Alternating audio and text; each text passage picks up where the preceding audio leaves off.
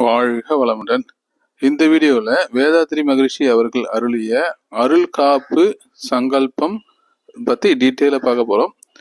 இந்த வீடியோவில் பேக்ரவுண்டில் நீங்கள் பார்க்குறது ஆழியாறு அறிவு திருக்கோயிலுடைய வீடியோ.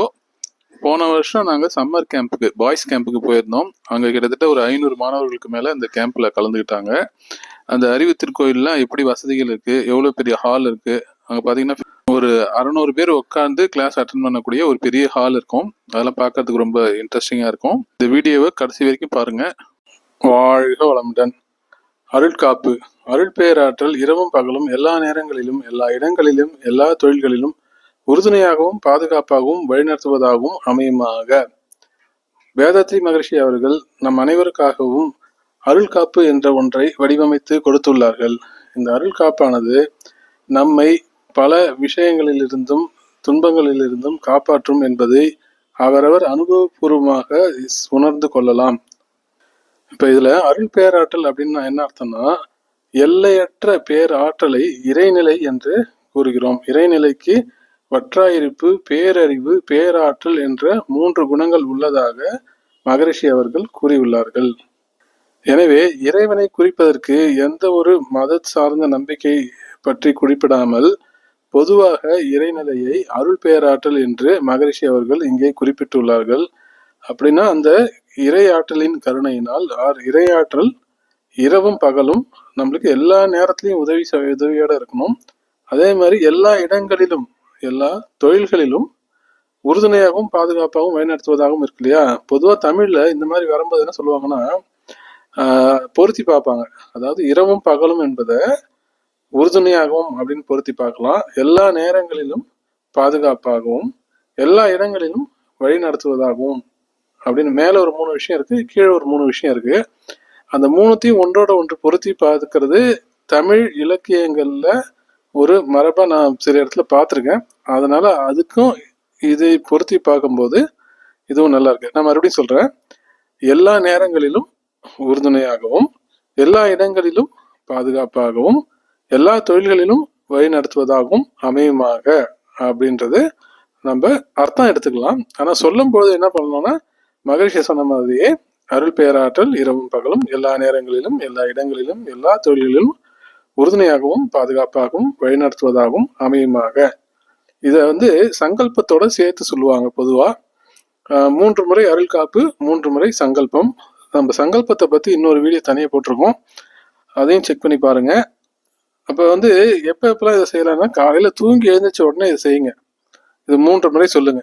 நம்ம தூங்கி எழுந்திரிக்கும் போது நம்மளுடைய மனநிலை நம்ம மெடிடேஷன் பண்ண நம்மளுக்கு என்ன ஒரு மன அமைதி கிடைக்குமோ அந்த மன அமைதி தூங்கி எழுந்திரிச்ச சில மணித்துளிகள் நம்மளுக்கு இருக்கும். அப்ப தூங்கி எழுந்திருக்கும் போதே அந்த இடத்துலயே உட்காந்துட்டு கண்ணை மூடிக்கிட்டு அருள் காப்பு 3 முறை சங்கல்பம் 3 முறை சொல்லிட்டு உங்களுக்கு என்னென்னலாம் சொல்லணும், பாசிட்டிவா சொல்லணும்னு தோணுதோ அதெல்லாம் நீங்க காலையிலேயே சொல்லுங்க. அதுக்கப்புறம் நீங்க வெளியூர் போறீங்க, இல்லை வெளியில வேலைக்கு போறீங்க, ரெகுலரா எங்க போனாலும் சொல்றது, அந்த வீட்டை விட்டு கிளம்பும் போது இந்த அருள் காப்பு போட்டுக்கலாம். அருள் காப்பு போட்டுக்கிட்டு நம்ம வெளியில கிளம்பலாம். அதே மாதிரி நம்ம இரவு தூங்கும் பொழுதும் இந்த அருள் காப்பு போட்டுக்கிட்டு சங்கல்பம் 3 தடவை சொல்லிட்டு நம்ம தூங்கலாம். இப்போ இயற்கை பேரிடர்கள், இப்போ மழை பெய்யுது, வெள்ளம் வருது, இந்த மாதிரி நம்ம சில துன்பமான விஷயங்கள்லாம் பார்க்கறோம்னு வச்சுங்களேன், அப்பயும் நம்ம இதை மனசுக்குள்ளார சொல்லிக்கலாம். எப்பெல்லாம் நம்மளுக்கு முடியுமோ அப்பெல்லாம் சொல்லலாம்.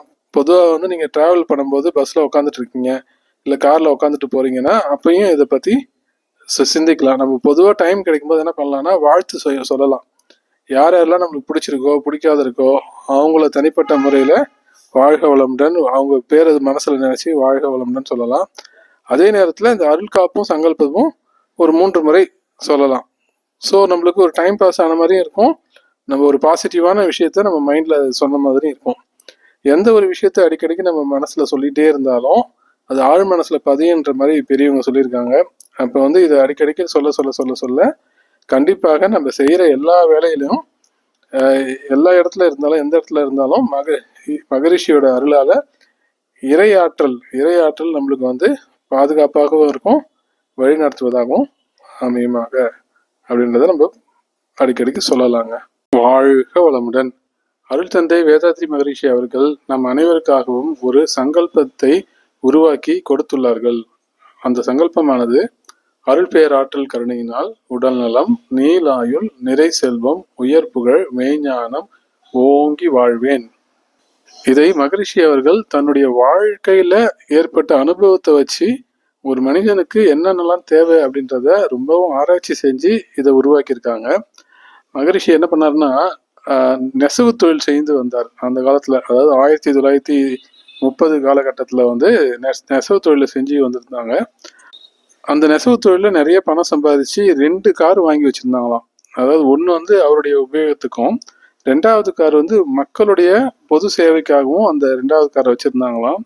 அந்த அளவுக்கு வசதி வாய்ப்போட இருந்து வேதாத்திரிய பச்சை அப்படின்ற ஒரு நிறத்தையே உருவாக்குனதா சொல்லுவாங்க.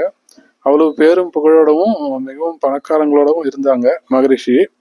அந்த சமயத்துல என்ன ஆயிடுச்சுன்னு கேட்டீங்கன்னா, தொழில நஷ்டம் ஏற்படுது. நஷ்டம் ஏற்படுதுன்னா என்னன்னா, அவங்களுக்கு வேலை மாட்டம் நடந்துட்டு இருக்கு, எல்லாருக்கும் சம்பளம் கொடுக்குறாங்க. ஆனா அவங்க பொருளை சரியான முறையில வியாபாரம் ஆகல, அதனால நஷ்டம் அடைஞ்சிக்கிட்டே இருக்கு. இருந்தாலும் அவங்க தொடர்ந்து எல்லாருக்கும் கடனை வாங்கி சம்பளம் கொடுத்துட்டே இருந்திருக்காங்க. அப்போ ஒரு கட்டத்துல என்ன ஆச்சுங்கன்னா, கடன் அதிகமாயிடுச்சு. அப்ப அவர் என்ன நினைச்சாருங்களா, இன்னும் 1 வருஷத்துக்குள்ள இந்த கடனை எல்லாம் அடைச்சிடணும் அப்படின்னு நினைச்சிட்டே இருந்தாருங்களாம். அடிக்கடிக்கு இதை நினைப்பாருங்களாம். அப்படி நினைக்கும் போது என்ன ஆச்சுன்னா, கரெக்டா அவர் நினைச்ச மாதிரியே 1 வருஷம் கழிச்சு எல்லா கடனையும் அடைச்சிட்டாருங்களாம்.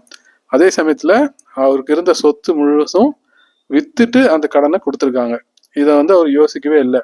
நம்ம என்ன நினைச்சோம், கடனெல்லாம் அடைக்கணும்னு நினைச்சோம். அதே மாதிரி கடனெல்லாம் அடைஞ்சு போச்சு. ஆனா நம்ம கிட்ட இருந்த சொத்து எல்லாம் போயிடுச்சு அப்படின்னு சொல்லிட்டு என்ன பண்ணாங்கன்னா, எந்த வித சொத்தும் இல்லாம இருந்தாங்களாம். அதுக்கப்புறமா ஒரு ஓரத்தமா ஒரு சின்ன இடத்துல ஒரு குடிசை போட்டுட்டு வாழ்க்கையை மறுபடியும் ஆரம்பிச்சாங்கன்னு சொல்லுவாங்க. மகரிஷியுடைய வரலாறுல படிக்கும்போது இதை நீங்க படிக்கலாம். அந்த சமயத்துல மகரிஷி யோசிச்சாரு, அப்ப நம்ம கேட்கும்போது, கடவுள்கிட்ட ஒரு விஷயத்த கேட்கும்போது ரொம்ப தெளிவா கேட்கணும் அப்படின்னு மகரிஷி என்ன பண்ணாங்களா, என்னென்னலாம் தேவை அப்படின்னு யோசிச்சு பார்த்து, அடிப்படையில ஒவ்வொருத்தவங்களுக்கும் உடல் நலம் தேவை. உடல் நல்லா இருந்தாதான் என்ன ஆகும், நீண்ட ஆயுள் காலம் கிடைக்கும். அதே சமயத்துல நீண்ட ஆயுளோட இருந்தா மட்டும் போதுமா, தேவையான செல்வம் வேணும். நிறை செல்வம் அப்படிங்கிறாங்க. அதாவது தேவையான நிறை மனதோட நிறை செல்வம், இந்த அளவுக்கு இருந்தா இது போதும் அப்படின்ற ஒரு மனநிறையோட இருக்கக்கூடிய செல்வம் போகணும். செல்வம் நிறைய ஆக என்ன ஆகுனா, அதை பார்த்துக்கிறதுக்காக சில மன உளைச்சல்லாம் ஏற்படும். அதனால நிறை செல்வம் வேணும் அப்படின்னு சொன்னாங்க. உயர்ந்த புகழ், புகழ் காசு கொடுத்தா இப்பெல்லாம் போஸ்டர் அடிச்சு ஒட்டி புகழ் எல்லாம் பெறுறாங்க. அந்த மாதிரி புகழ் கிடையாது. உயர்வான புகழ், உண்மையிலே பிறருக்கு உதவி செஞ்சு அதன் மூலயமாக வரக்கூடிய உயர்ந்த புகழை ஒவ்வொருத்தரும் பெற வேண்டும் அப்படின்றதுனால சொல்லியிருக்காங்க. அதுக்கப்புறம் முக்கியமானது மெய்ஞானம். உண்மையான ஞானம்னா இறைவனை பற்றி உண்மையான ஞானம், நம் வாழ்வை பற்றி உண்மையான ஞானம். இது கண்டிப்பா எல்லாருக்கும் தேவை. இந்த மெய்ஞானம் இருந்தாதான் ஒவ்வொருத்தவங்களும் வாழ்க்கையில நம்ம ஏன் இதை செய்யறோம், இதுக்கு முன்னாடி எப்படி இருந்தோம், இப்ப என்ன செஞ்சுட்டு இருக்கோம், இதுக்கப்புறம் என்ன ஆகும் அப்படின்ற எல்லாத்தையுமே சிந்திச்சு பார்த்து செயல்படக்கூடிய நிலைமையில வருவாங்க. அதனால உண்மையான ஞானம் வேணும் அப்படின்றதுனாலதான் மெய்ஞானம் வேணும்னு சொல்லியிருக்காங்க. அதனால நம்ம கடவுள்கிட்ட கேட்கும் போது எல்லாத்தையும் தெளிவா கேட்கணும்னு சொல்லுவாங்க. ஒரு வேடிக்கையா ஒரு கதை கூட சொல்லுவாங்க. ஒருத்தன் கடவுள்கிட்ட கேட்டானா, எனக்கு கை நிறைய காசு வேணும், அதுக்கப்புறம் நான் போயிட்டு வர்றதுக்கு மிகப்பெரிய வாகனம் வேணும், என்னை சுத்தி எந்த நேரமும் பெண்களா இருக்கணும் அப்படின்னு சொல்லி கேட்டானோ. அப்ப கடவுள் சொன்னாரா, சரி நீ கேட்ட மாதிரியே நடக்கும் அப்படின்னு சொல்லி பார்த்தா, அவனை லேடிஸ் பஸ்ல கண்டக்டர் ஆக்கி விட்டாரான் கடவுள். ஸோ அவன் கேட்டது எல்லாமே கிடைச்சி போச்சு. அவன் கையில ஒரு பெரிய பேக் இருக்கு, அது பேக் நிறைய காசு இருக்கு, அதே சமயத்துல பெரிய வாகனமா இருக்கு, பஸ் மிகப்பெரிய பெருசா இருக்கும் அளவுல, அவனை சுத்தி எந்த நேரமும் பெண்களாவே இருக்கிறாங்க. ஆனா இவன் இதை நினைச்சு கேட்கல. ஆனா அவன் கேட்டது ஒண்ணு, என்ன மாதிரி வார்த்தையில அவர் கேட்டிருக்காரோ அதே மாதிரிதான் கிடைக்கும் அப்படின்னு சொல்லுவாங்க. அதனாலதான் கடவுள்கிட்ட போய் கேட்கும்போது நல்ல விஷயங்களை கேட்கணும், உயர்வான விஷயங்களை கேட்கணும், அதே சமயத்துல நியாயமான விஷயங்களையும் கேட்கணும். ஸோ இதுல பாருங்க, உடல் நலம், நீலாயுள், நிறை செல்வம், உயர் புகழ், மெய்ஞானம் தான் கேட்டிருக்காரு. அவர் என்ன கேட்கிறாருன்னா, எனக்கு கோடி ரூபாய் வேணும்னு கேட்கல, நான் 1000 வருஷம் வாழணும்னு கேட்கல, என்னை எல்லாரும் நான் போகும்போதெல்லாம் எனக்கு மரியாதை பண்ணணும்னு கேட்கல. சரிங்களா? ஏன்னா சில அசுரர்கள் கேட்கும்போது அந்த மாதிரி தான் கேட்பாங்க. கேட்டு அதன் மூலியமாகவே அந்த அசுரர்கள்லாம் அழிஞ்சு போகிறத நம்ம பழைய படங்கள்ல பார்த்துருப்போம். ஸோ நம்ம கேட்கத நல்ல முறையில் கேட்கணும். சரி, இப்ப இந்த சங்கல்பத்தை நம்ம எப்பப்பெல்லாம் சொல்லலாம் அப்படின்னு கேட்டீங்கன்னா, பொதுவா வந்து நம்ம மன அலைச்சூழல் வந்து கம்மியா இருக்கிறது எப்பன்னு கேட்டீங்கன்னா, காலையில தூங்கி எழுந்திரிச்சும் போது நம்ம மனம் வந்து அமைதி நிலையில தான் இருக்கும். அதாவது நம்ம தியானம் பண்ணோம்னா மனம் எந்த அளவுல அமைதி நிலையில இருக்குமோ அந்த நிலையில வந்து நம்ம தூங்கி எழுந்திரிச்ச உடனே ஒரு சில மணி துளைகள், சில செகண்ட்ஸ் அந்த மாதிரி அமைதியா இருக்கும். அந்த நேரத்துல கண்டிப்பாக இந்த சங்கல்பத்தையும் அருள் காப்பையும் 3 முறை சொல்லலாம்.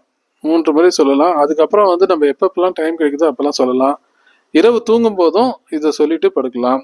ஸோ பொதுவாக வந்து பஸ்ஸில் ட்ராவல் பண்ணுறவங்க இருக்கீங்க, அவங்க வந்து பஸ்ஸில் போகும்போது யாரையாவது ஒருத்தர் நினச்சி வாழ்க வளமுடன் வாழ்த்தலாம். இல்லைன்னா இந்த அருள்காப்பு சங்கல்பத்தை ஒரு 3 முறை அப்பப்போ ஒரு 3 முறை சொல்லிக்கிட்டே இருக்கலாம். சங்கல்பமும் சொல்லலாம், அருள்காப்பும் சேர்த்து சொல்லலாம். சரிங்களா?